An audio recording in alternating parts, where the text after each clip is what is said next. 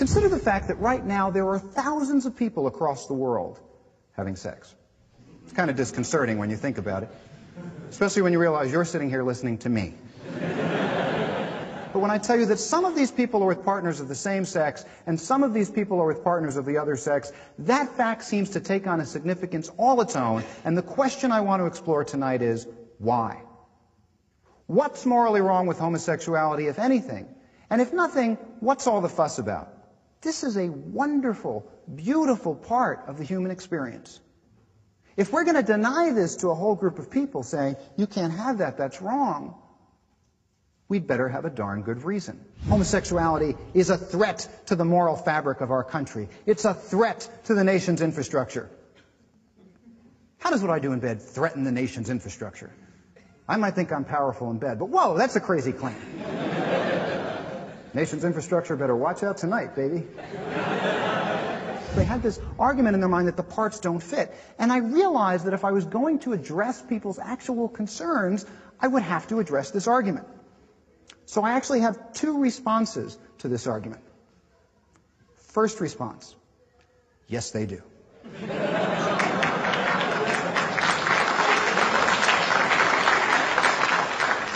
How do I know?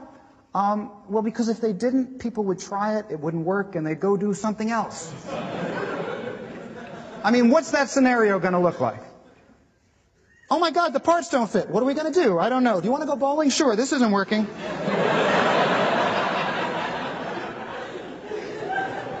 I would actually have people during the Q&A portion of my program, I'm not making this up, they would say, well, of course it's wrong because...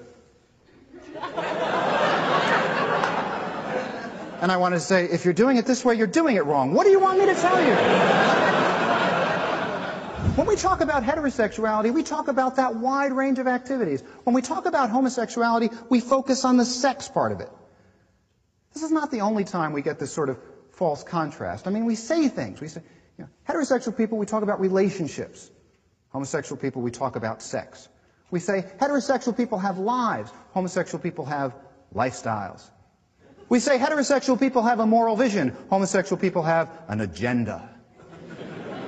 The words we use to talk about these things really affect our way of thinking about them. And when we look to that Judeo-Christian Bible, we find some things that actually sound pretty negative with respect to same-sex relationships. The book of Leviticus says, man shall not lie with man as with woman. It is an abomination unto God. Of course, the book of Leviticus calls a number of other things abominations that we don't tend to pay attention to quite as often.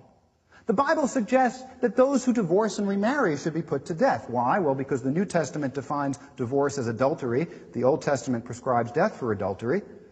The Bible suggests that slavery is morally acceptable.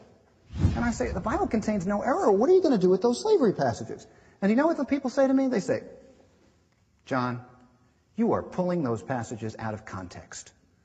You can't just take passages out of the Bible and quote them as if they mean the same thing today as they did for the people at the time. You can't just pull the passages out of context. And I say, well, wait a second. If it's not okay to do that with the slavery passages, why is it okay to do that with the homosexuality passages? And there was a priest, Father Pryor, who wrote to the school paper. He was very upset that I had been invited to give this lecture, and he wrote this long letter to the school paper.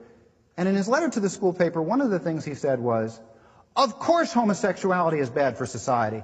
If everyone were homosexual, there would be no society. I'm going to write to the school paper too. So I did. I wrote an open letter to Father Pryor. It said, Dear Father Pryor, if everyone were a Roman Catholic priest, there'd be no society either. What about AIDS? Doesn't homosexuality cause AIDS? No. Virus causes AIDS. And that virus can be passed along by homosexual activity, by heterosexual activity, by some activities that are not sexual at all.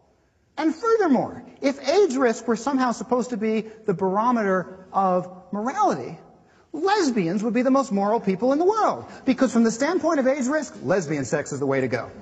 I mean, think about it. Surgeon General recommends lesbianism. Okay, it's probably not going to happen, but there was a legislator when I lived in Texas, Warren Chisholm.